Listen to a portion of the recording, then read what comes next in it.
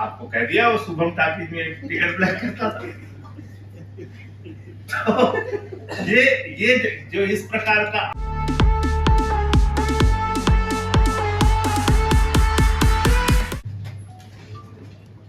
सभी साथियों को जय हिंद, नमस्कार। देखिए, ये आपके पीछे पड़े क्यों है ये पहले समझना होगा।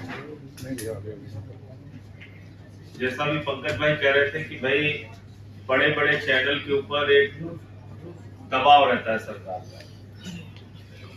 दबाव कैसा रहता है? विज्ञापन का दबाव रहता है,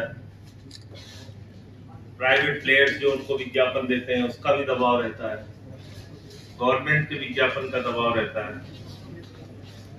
तो सरकार कहती है ये खबर नहीं चलेगी, उस चैनल की मजबूरी है, या तो वो विज्ञापन लेके अपने कर्मचारियों की तनख्वाह दे या फिर वो खबर नीचे गिरा दे। तो ज्यादातर लोगों ने ये किया कि भाई उन्होंने खबर को नीचे गिराना शुरू किया। फिर थोड़ा और बात बढ़ी आगे तो 2-4 ईडी सीबीआई के छापे डलवा दिए चैनल के मालिकों के यहाँ। उससे फिर और डरे, कुछ पत्रकारों पे मुकदमे लिखवा दिए, उससे और डरे। धीरे धीरे कुल मिला के सरकार का डर जो है वो काम करने लगा, और जितने भी बड़े चैनल थे वो आपके जिंदगी से जुड़े हुए मुद्दों को दिखाना उन्होंने धीरे धीरे बंद कर दिया। चलिए वो भी ठीक है। फिर वो उनका नाम पड़ गया गोदी मीडिया। फिर वो दिन रात तारीफ पे तारीफ, कोई गलत से गलत कर दे सरकार की ओर से, उसको नहीं दिखाना है, तारीफ में लग गए। अब जो लोग इस बात को सहन नहीं कर पाए उन्होंने या तो खुद से इस्तीफा दे दिया या चैनल ने उनको निकाल दिया, जिसका एक उदाहरण खुद पंकज जी। अब उन्होंने ये माध्यम शुरू किया। अब ये बहुत सफल माध्यम निकल गया आपका। यूट्यूब पे चलने लगा, फेसबुक पे चलने लगा, रील चलने लगी। रील इतनी ज्यादा चलने लगी कि बिहार के चुनाव में प्रधानमंत्री जी कहे, बोले अच्छा कुछ नहीं कर रहे हैं, तुमको फ्री में डाटा दे रहे हैं ना, रील बना रहे हो ना, तुम लोग कमा रहे हो ना। तो बोले तो कमाने भी लगे लोग। नेशनल दस्तक वाले भी कमा रहे हैं, मॉल्टिक्स वाले भी कमा रहे हैं, इनके साथ के लड़के भी कमा रहे हैं, चिल्ला भी रहे हैं, हमसे पूछते भी हैं कि नेताजी बताइए इसका जवाब तो आपको देके जाना होगा। कहने तो हम भूल गए थे कि जाना होगा, देखिए ये सब तो खत्म हो गया था, गोदी वालों तो हमने ठीक कर लिया था, ये सब कहां से आ गए? तो बोले अब इनको ठीक कर। और मैं समझता हूं कि ये काम अगर वो करने में सफल हो गए तो उनका 100% काम हो जाए। अभी तो कुछ चैनल की बात हो रही ना, 4PM, politics, national Dastak, Mukesh Mohan, Rajiv निगम, ऐसे कुछ लोगों की बात हो रही है ना। आप कल्पना कीजिए कि अगर जितने भी यूट्यूब के चैनल हैं उन पर इसी तरह की निगरानी शुरू हो गई, कोई भी सही खबर आप नहीं दिखा पाए। अच्छा, आपके ऊपर भी दबाव है भाई। अब आपके पास 4-5 लोगों की टीम है, कोई वीडियो की एडिटिंग करता है, कोई फील्ड में जाकर रिपोर्टिंग करता है, उसको भी तो चलाना है आपको ना। तो अब उस पे उनकी निगाह पड़ गई है कि अच्छा ये रील से पैसा कमा रहे हैं, ये यूट्यूब पे अच्छा लाखों लाख व्यूज हो रहा है इनका, शंभू का, इनको ठीक किया जाए। तो ये ठीक करने की कोशिश है। अब आपको तय करना है कि इस लड़ाई को मजबूती से लड़ना है या फिर यहां भी सरेंडर करना है, इनके आगे झुकना है। मैंने तो तय किया भाई झुकना नहीं है। 6 महीने 183 दिन जेल भेजे, लोग इंतजार कर रहे थे कि जेल से बाहर आएंगे तो कितने डरे हुए रहेंगे, कितने घबराए हुए रहेंगे, क्या क्या बोलेंगे, क्या क्या नहीं बोलेंगे। जिस दिन से मैं आया हूं उस दिन से लेके आज तक कोई भी ऐसा दिन नहीं गया जिसमें नरेंद्र मोदी की सरकार के खिलाफ जमकर ना बोला हो। खूब बोलता हूं, बोलना है।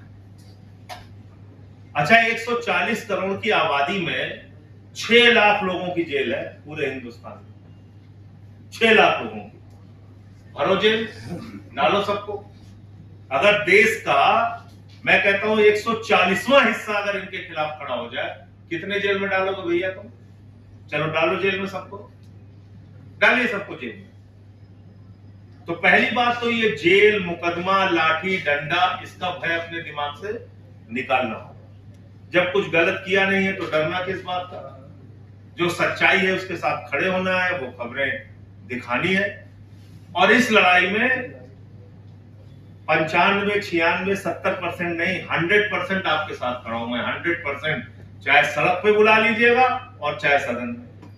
आपने कहा नहीं था मुझसे, लेकिन मैंने अपनी तरफ से वहां पे संसद के अंदर बोला, हमने कहा तुम अर्थव्यवस्था कहां से ठीक करो, तुम्हारा दिन रात तो दिमाग इसी में लगा हुआ है कि कैसे किसको बंद करे, कैसे किसको जेल में डाले। एक बात बिल्कुल आप साफ जान लीजिए, एक ही ये माध्यम बचा। अब जैसे हम लोग हैं, हम किसी टीवी चैनल पे जाना ही पसंद नहीं करते, कोई बुलाए ना बुलाए, हम लोग अपने किसी भी YouTube चैनल को अपना इंटरव्यू दे दिए, लोगों तक बात पहुंच जाती है, अपने फेसबुक पे वीडियो डाल दिए पहुंच जाती है, ट्विटर पे डाल दिए पहुंच जाती है, कोई जरूरत नहीं है। अब वो समझ रहे हैं इस बात को कि भाई ये तो सारे गोदी मीडिया को हम लोगों ने बहिष्कार करवा दिया इनका, कि भाई इनको कोई नहीं दिखाएगा, तब भी ये लोग चल रहे हैं। तो बात यहां पर है, आपकी ताकत बहुत बढ़ गई है, और ताकत इतनी ज्यादा हो गई है कि आप ही हैं जो ये दिखाते हैं कि बुंदेलखंड में जल जीवन मिशन के नाम पे कितना भ्रष्टाचार हुआ। आप ही ये दिखाते हैं जो पानी की टंकी बनी नहीं, और पानी की टंकी उद्घाटन से पहले टूट गई, या 4 साल से बनी नहीं और पैसा निकाल लिया गया, या सड़कें कहां गांव में कहां भ्रष्टाचार है, या मोमबत्ती में ऑपरेशन कहां हो रहा है, या अस्पताल में कुत्ता कहां बैठा हुआ है, या मिड डे मील में नमक रोटी कहां खिलाई जा रही है, या कितने सरकारी स्कूल बंद हुए, कितने की छत गिर गई। कहीं ये खबर आप किसी मेन स्ट्रीम मीडिया में देखते हैं? ये सिर्फ और सिर्फ यूट्यूब चैनल वाले दिखा रहे, आप लोग दिखा रहे। ये ताकत सरकार समझने लगी है, तो इस ताकत को अगर बचा के रखना है तो फिर जिंदा दिली से इनसे लड़ना होगा। और अगर जैसे गोदी मीडिया वाले सरेंडर कर चुके हैं, ऊटपटांग खबरें दिखाते रहते हैं, इस्लामाबाद को कब्जा हो गया है, यहाँ देखिए लाहौर में सब आ गए हैं, सेना घुस गई है, यही सब अगर दिखाना है तो बस ठीक है, फिर जैसे चल रहा है चल ही रहा है। और अभी आप ये बोल दी कहना, अच्छा तो ये आपको तकलीफ है इस बात से कि हम लोग इस्लामाबाद लड़े। हमने कहा भैया इस्लामाबाद में पूरा पाकिस्तान ले लो, लेकिन सही सही कर लो ना। आप हमारे सेना के लोगों को जान थोड़ी संकट में डाल सकते हो। वो अपना तैयारी किए हुए बॉर्डर, तुम उनको बता रहे हो इस्लामाबाद। तो कुल मिलाकर ये जो इस प्रकार से एक और सूचनाओं का इतना जबरदस्त आतंक है कि आप कल्पना नहीं कर सकते, इतना जबरदस्त आतंक है। इनका जो व्हाट्सएप का विश्वविद्यालय चलता है, वो कौन काउंटर कर रहा है? आप ही लोग काउंटर कर रहे हैं। कुछ भी फैलाते रहते हैं, कुछ भी फैलाते रहते हैं। बता देंगे कि देखिए मुसलमान तो ऐसे हैं, और ये यहाँ पे ये हो रहा है, वहाँ वो हो रहा है। अखिलेश यादव ने मुलायम सिंह यादव को थप्पड़ मारा, ये फेक बताइए, फेक न्यूज चला दिया, फेक न्यूज चला दिया। हम जिस चैनल पे जाते हैं तो अंतिम कहते हैं, अच्छा तो ये जो आपके खिलाफ चलाते हैं लोग खबर की टिकट आप ब्लैक करते थे।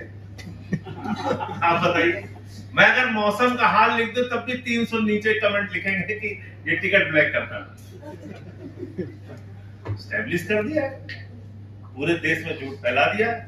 लेकिन मैं भी आनंद लेता हूँ, कहता हूँ चलो अपना फैलाओ झूठ, 2 रुपए कमाते रहे हमारे नाम पे, उसमें मुझे कोई बुरी बात नहीं। 2 रुपए अगर हमारे नाम पे उनकी कमाई हो रही है, हमको गालियां देंगे, चलो ठीक, कोई बात नहीं। अब मेरे माँ बाप ने मुझे पढ़ाया माइनिंग इंजीनियरिंग, उड़ीसा के स्कूल ऑफ माइनिंग इंजीनियरिंग से पढ़ाई कराई। मैं उड़िया भी बोल लेता हूँ, हिंदी भी बोल लेता हूँ, इंग्लिश भी बोल लेता हूँ, लेकिन आपको कह दिया वो शुभम टाकीज में टिकट ब्लैक करता था। तो ये जो इस प्रकार का आतंक है, इससे आपको कैसे लड़ना है? इसके लड़ने के लिए आप लोग इसलिए घबराए, इसलिए परेशान। आज आप देखिए 2-2, 3-3 मिनट की इतनी शानदार वीडियो आती है, पूरा अडानी का भ्रष्टाचार खोल रहे हैं, कहीं कोयले का भ्रष्टाचार खोल रहे हैं, कहीं स्टील डिपार्टमेंट में हो रहे भ्रष्टाचार को। कोई कहता है ना सरकार में भ्रष्टाचार नहीं, इतना ऑर्गेनाइज्ड भ्रष्टाचार है कि आप कल्पना नहीं कर सकते, सोच भी नहीं सकते ऐसा भ्रष्टाचार। कल अभी मैंने पार्लियामेंट में बोला, एक बिल ये लेके आए हैं, इंसॉल्वेंसी बैंक्रप्सी कोड। क्या बिल है साहब? जितने देश के बड़े बकायेदार हैं उनको संरक्षण देने के लिए भी एनसीएलटी एक बना दिया इन्होंने कि वहां जाइए अपना सेटलमेंट कराइए। और सेटलमेंट कैसा हुआ है ये लिस्ट में दूंगा, इसको आप सबको चलाना चाहिए। किसी का बकाया है 40,000 करोड़ रुपए, 40,000 करोड़ रुपए बकाया है, उससे 3,000 करोड़ रुपए जमा कराया, 37,000 करोड़ रुपए माफ कर दिया। अब उसको पता नहीं कुछ नहीं, यहां तो बस खाली जिस हिंदू का खून न खौला चलाए जा रहे हैं अपना, इसमें किसी हिंदू खून नहीं खोलता। भाई ये पैसा कहां का है? बैंकों में आम आदमी का जो पैसा है वो इन पूंजीपतियों को दे दिया गया। लाखों करोड़ रुपए सरकार ने एनसीएलटी के जरिए माफ करा दिया, लाखों करोड़ रुपए, आप कल्पना नहीं कर सकते। 26 लाख करोड़। और उसका नाम दिया हेयर कट। तो कल सब मजाक कर रहे थे कि हेयर कट क्या होता है, हमने कहा ये हेयर कट नहीं, गर्दन कट है। थोड़ा कर्जा माफ करके ज्यादा वसूलना हेयर कट है, लेकिन उन्होंने ज्यादा माफ करके थोड़ा वसूला तो गर्दन कट हो गई, पूरा अपना कर्जा ही उड़ा दिया आपका। तो कुल मिलाकर मैं ये कहना चाहता हूं कि आप एक सच की लड़ाई लड़ रहे हैं, सच्चाई को लोगों तक पहुंचा रहे हैं, दिखा रहे हैं। ये अपनी जंग जारी रखिएगा और इस लड़ाई में हम लोग जैसे भी आपका साथ दे सकते हैं आपके साथ रहेंगे। और जहां जेल का मुकदमे का सवाल है तो उसके लिए भी अब आप लोगों को मन लोगों का तैयार करना पड़ेगा कि भाई अब ये इसका डर दिखा के कितने ब्लैकमेलर, कई पार्टियां टूट गई, पार्टियां साफ हो गई। आज वो टीडीपी वालों का एक बिल आया, आंध्र प्रदेश को रिऑर्गेनाइज, हमने कहा कहना साहब 15,000 करोड़ रुपए हम अमरावती के विकास के लिए दे रहे हैं। हमने कहा जब तक तुम्हारे हाथ में सत्ता की चाबी है 15,000 में जितनी जरूरत है सब ले लो इनसे, बाद में नीतीश कुमार की हालत कर देंगे तुम्हारी, जैसे नीतीश जी के साथ किया है। तो इस लड़ाई में आपके साथ है और संसद तो आज से खत्म हो रही है, सड़क की लड़ाई आगे जहां भी होगी आपकी, मैं आपके साथ हूं। धन्यवाद।